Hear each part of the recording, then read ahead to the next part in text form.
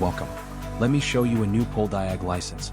I already have connected my device to the airbag module with MCU R7F701330A. Within this module you can read processor I mentioned before. And with active VAG subscription automatically erase crash data in the airbag module. Today I will show you how automatic repair works. You can set up folder and file name for the file that will automatically save, be corrected and saved in the module. This is just one button. The whole process takes 2 minutes. If for some reason the unit can't be automatically done, or user don't have subscription, it is possible to edit the file manually by user.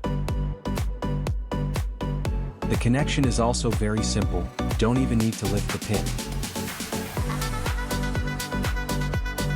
Done, everything solved. See you soon.